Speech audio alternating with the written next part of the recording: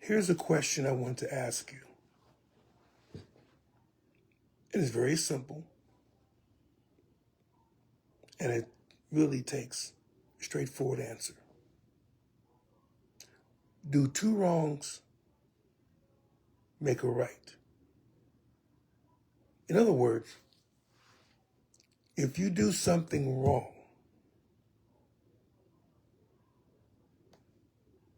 is it excusable because someone else earlier did something wrong? The reason why I ask this question is because this gets mentioned all the time.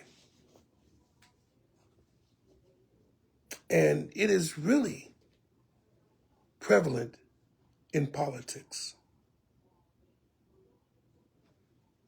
Because so-and-so did something and no one complained about it. But then if I did something or do something, there's all types of complaints that are taking place. How come I can't do what this other person did? And it seems like a valid reason. That why are you getting on him or her for what someone else did before and you're okay with that?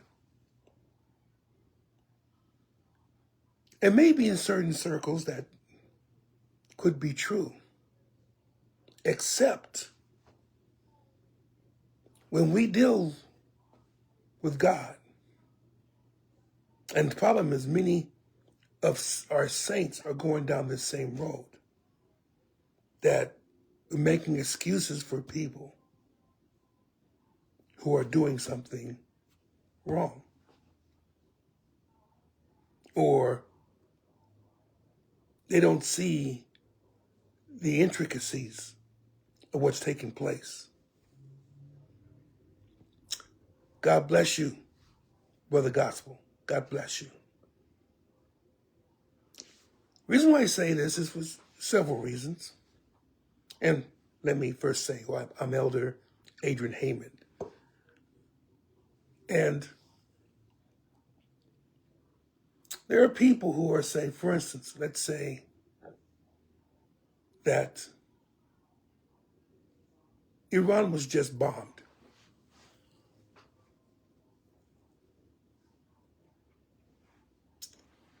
And of course, Iran bombed back. Or I'm not quite sure, so let me back up a little bit. There's now a bombing tit for tat between Iran, United States, and Israel. And I believe that Iran bombed because their facilities were bombed. And whatever the reason why this is done, there have been growing tensions between the three countries. Of course, Iran and Israel have never made up. So they're always in that particular way. But there was supposed to have been some type of diplomatic reach that they were trying to get to, but never took place. And one of the things that people are saying, again, I'm not saying whether the bombing is, of course, bombings essentially, just by its very nature, they kill people. So let's make sure that we don't understand that any bombing, whether it's by us, them, whoever, it kills people. People who may not even have had any part in what's going on. But innocent people die, which makes it a bad thing. So you better have a good reason for doing so. But one of the things that people are saying now is, and I just read it, Well, Obama bombed 7 countries. No one said anything about that. To be honest, I'd like to know which countries did he bomb? And did people say something about that? I would venture to say that most likely a lot of people said something about that. I also would venture to say that a lot of people would have said something if he did nothing. So, to me, comparing one to another is like comparing apples and watermelons. And the reason why I say that is because it's good to see it on the surface, but we don't know what's happening on the inside. It could be that the current bombing is taking place is totally justified. Or it could be that the current bombing was completely avoidable by us. But that's not the point I'm trying to make. The point I'm trying to get to is if you believe, you gotta remember, you gotta stick with your beliefs now. If you believe that bombing anyone for any reason except that they have threatened you, if you believe that's wrong, if you believe that the killing of people, as far as collateral damage, if you believe that's wrong, then you have to stay by your words. It's wrong. Period. If someone did it before, maybe I wasn't around then. Maybe I had a different thought then. Maybe I didn't understand then. But we take each case as it comes. It'll be just like, let me give you an instance. Somebody shoots someone, kills them. Pretty straightforward murder, right? Yet that person, for some reason, gets acquitted. We don't know all the reasons why they get acquitted. To us, it seems like it was a straightforward charge. There were witnesses. He killed this person. Murder. Lock him up. But then there's an acquittal. This spurs someone else to go take a gun and shoot somebody else. And of course, he's charged with murder.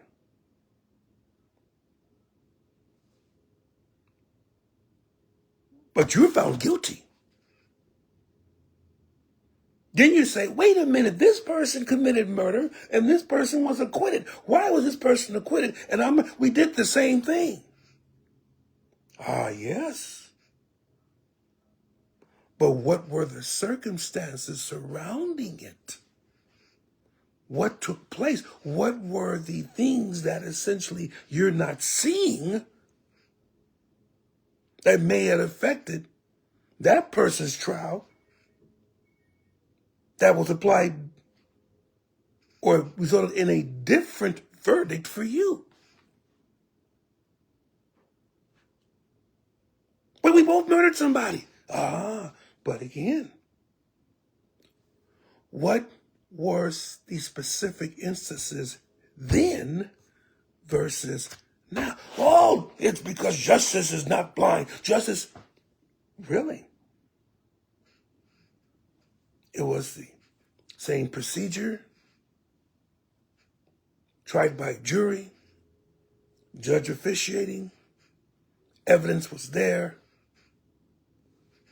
There has to be a difference somewhere. But the problem was not necessarily even the court, the case, or whatever. The problem was your assumption that if I kill someone because someone killed someone before and was acquitted, then I should be acquitted as well. That was your fault. You made a faulty assumption based upon false equivalency. And that's a big problem nowadays, that we give false equivalency. Let me say, for instance, again, I don't want to really start picking on Donald Trump, but it's because it's being said. Now, when people talk about, let's say, immigration, and how our president is finally getting rid of all the people that are in this country illegally. He's getting rid of all of them. Because, of course, the other side got rid of nobody. But then comes the argument, why, yes, that a former president with 2 terms actually really did deport a lot of people. But then, but wait a minute. Here's the argument. If he did deport all these people, then why you get mad when the president current deports all these people? It's the same thing, isn't it? Seems the same thing. It seems the same reasoning. He deports people. That's fine. I deport people. It's an issue. But as I said before, look at the fine print. Look at how the deportations are taking place. Find out what is the procedure of doing so. Now you begin to quite kind of understand the difference between the two. That there's always been deportation, so that means that the earlier argument that everyone was let inside this country and they stayed there, that tends to be not a valid argument, because obviously if you're assuming that this other president deported quite a few people, then obviously there were people that were being kicked out. So that really isn't the argument. The argument is not the number of deportations. The argument is how it's done. Well, it shouldn't matter how it's done. Shouldn't matter how it's done. Well, yes, it does. Like, for instance, I make it even closer to how a saved person should look at things. Let's say you go, and the main thing is to gather souls for Christ, right? To go out and preach. You preach, gather souls for Christ. You preach on this other side. But the messages are different. Here you're pulling them in because you're appealing to Christ loving them and telling them how much the Lord loves them, how he wants them to be a part of his kingdom. So you're drawing people in this way. On this side, if you come, we'll give you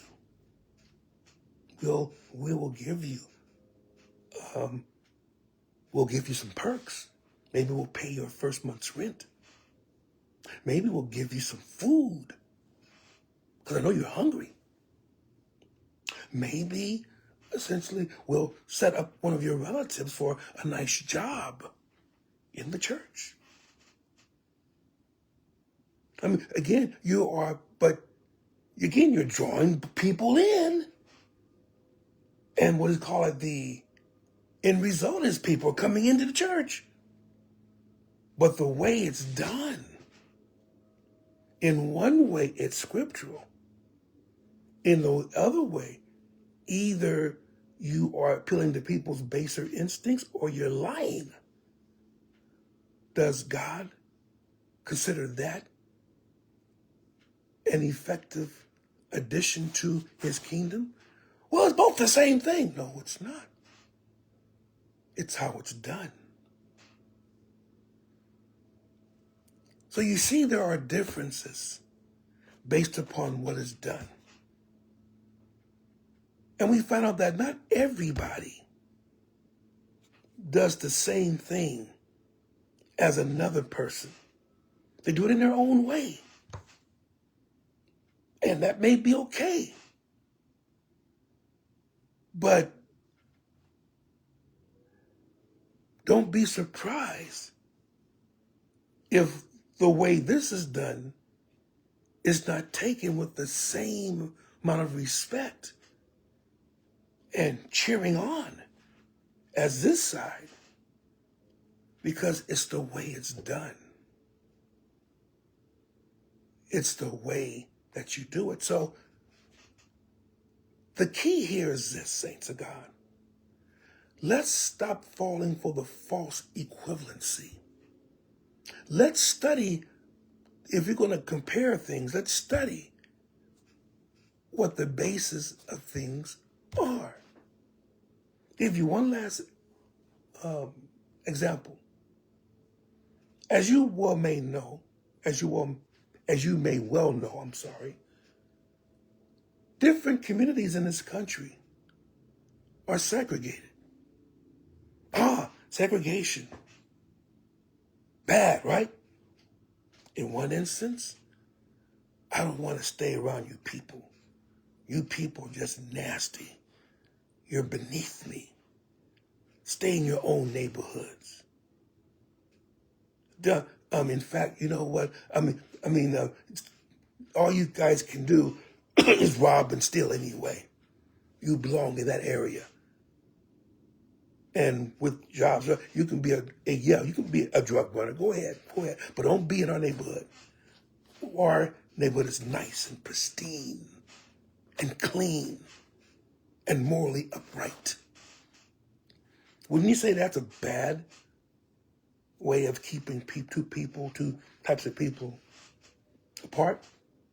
You would say, yes, it is. But then what if another one says, we don't want to lose our culture.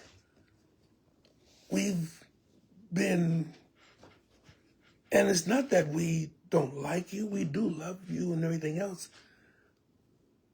But at the same time, I don't want to leave my people. I like being where we are because we share a same history. We share same issues. We share same problems. And we can talk more easily with each other about those various things. I like you now. I do. I like you a lot. But I can't talk to you in the same way that I can talk to so-and-so. And I know you can do the same thing. I know that essentially if you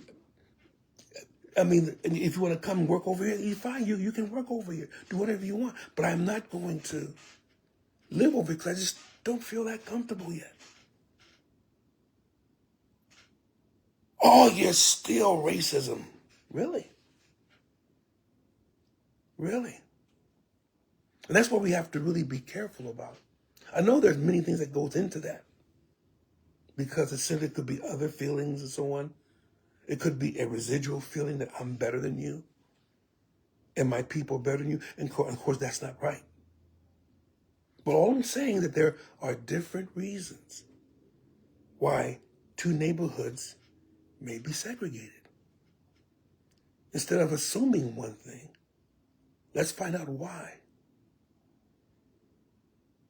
The same thing with bombings, same thing with immigration. Let's find out why. Let's not grovel to the worst common denominator of stereotypes, of things in your mind, of prejudices. But let's be honest about why things are happening. And then taking everything into consideration, then make a conclusion. But the last thing I want you to say is, if it was wrong then, and it's wrong now, or put it this way, if it's wrong then, most likely it's wrong now. And just because someone got away with it then doesn't mean it's any less wrong today. So instead of trying to get back at somebody, let's be true Christians and understand what the Lord says. I am the Lord. I change not. Therefore, you sons of men are not consumed. If something is wrong then you're still guilty if you do it now, whether or not someone is called upon the carpet for it. If you abide by that, I don't care what anyone else does. Well, society does this, society does that. Okay, society may do it, but will you? Do you accept it because it's the person that you like? I'm talking to both parties. Not just Republican, not just Democrat, both and others besides. As I said at the very beginning of this, two wrongs do not make a right. God bless you and may he keep you.